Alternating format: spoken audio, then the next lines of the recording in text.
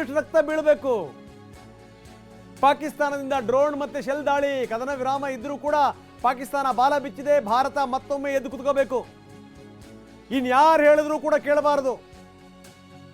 Trump ಹೇಳಿದ್ರು ಅಷ್ಟೇ, ಮತ್ತೊಬ್ರು ಹೇಳಿದ್ರು ಅಷ್ಟೇ, ಯಾರು ಹೇಳಿದ್ರು ಕೂಡ ಕೇಳಬಾರದು. ಮೊದಲು ಬಡಿಬೇಕು, ಆಮೇಲೆ ಕೇಳಬೇಕು. ಬಹುಶಃ ದೊಡ್ಡ ದೊಡ್ಡ ಅಸ್ತ್ರಗಳು ಹೊರಗಡೆ ಬಂದರೂ ಕೂಡ ಅಚ್ಚರಿ ಇಲ್ಲ. ನನಗನ್ನಿಸ್ತಾ ಇದೆ ಮೊದಲ ದಿವಸದಿಂದಲೇ ಶುರುವಾಗಿತ್ತು ಅಮೆರಿಕದ ಒತ್ತಡ, ಮೊದಲ ದಿನದಿಂದಲೇ ಶುರುವಾಗಿತ್ತು ಅಂತಾರಾಷ್ಟ್ರೀಯ ಒತ್ತಡ. 3 ದಿನ ಭಾರತ ಯಾರ ಮಾತನ್ನು ಕೇಳಿಲ್ಲ. 3 ದಿನ ಬಡಿಯೋ ಕೆಲಸ ಮಾಡಿದೆ. ಎಲ್ಲಿ ತನಕ?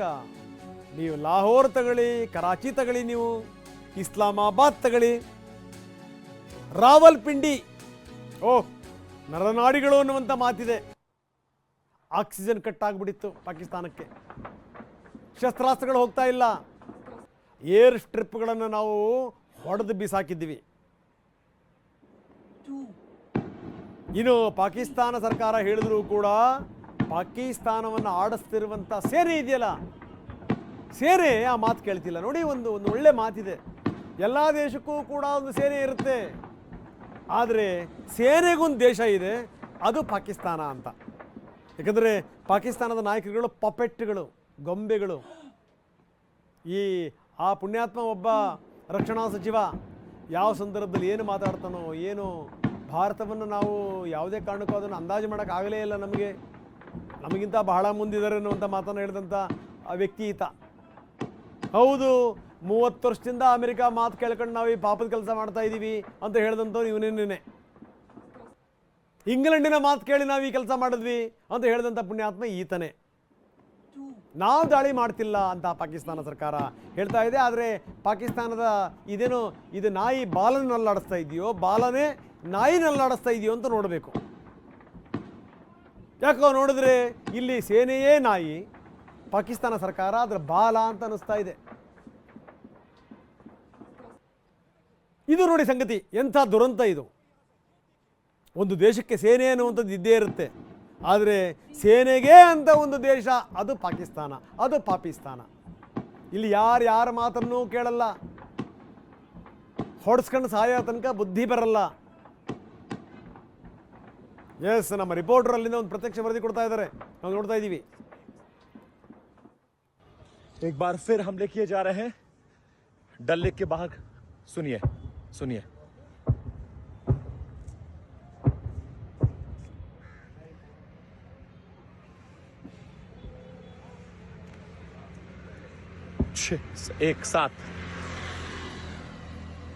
7 बार एक बार फिर से डल झील के इलाके में मैं मौजूद हूं और पहाड़ियों पर ये ब्लास्ट हो रहा है. माना यह जा रहा है कि ड्रोन से हमले किए जा रहे हैं. उन हमलों को निष्क्रिय कर रही है हमारी सुरक्षा एजेंसी और उसकी ब्लास्ट की खबर है. संभवतः ये मिसाइल भी हो सकता है, ड्रोन से भी हमला हो सकता है, लेकिन सुरक्षा एजेंसियां ये बता रही हैं कि एयरपोर्ट साइड में, लाल चौक साइड में, श्रीनगर के रिहायशी इलाकों में, मार्केट्स को निशाना बनाकर यह हमला किया जा रहा है. और थोड़ी देर पहले लगभग 6 से ज्यादा इस तरह के हमले रिकॉर्ड किए गए हैं और जैसे ही 10 मिनट का वक्त बीता है उसके तुरंत बाद फिर इस तरह के हमले रिकॉर्ड किए गए हैं.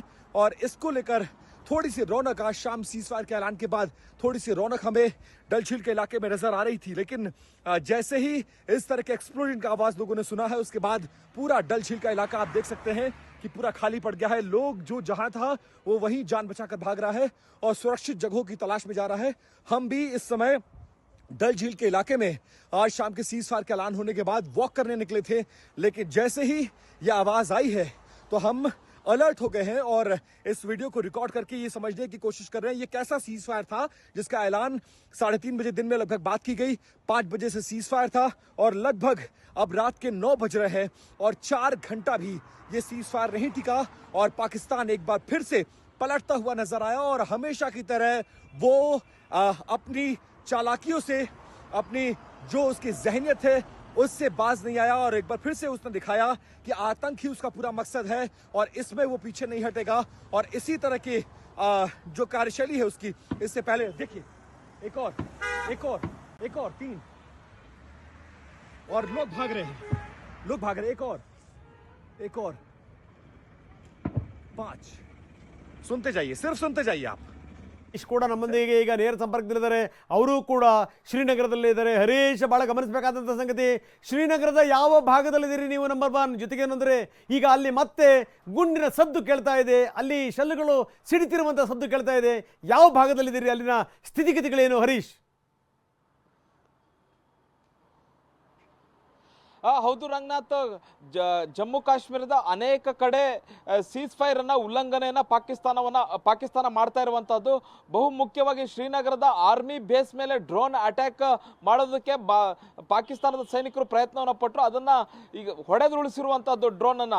ಮುಖ್ಯವಾಗಿ ಶ್ರೀನಗರದಲ್ಲಿ ಇರ್ತಕ್ಕಂತಹ ಪ್ರಮುಖ ಸೇನಾ ನೆಲೆ ಏನಿದೆ, ಇಲ್ಲಿ ಡ್ರೋನ್ ಅಟ್ಯಾಕ್ ಮಾಡಬೇಕು ಅನ್ನುವಂಥ ನಿಟ್ಟಿನಲ್ಲಿ ಪಾಕಿಸ್ತಾನ ಪ್ರಯತ್ನವನ್ನು ಮಾಡಿತ್ತು.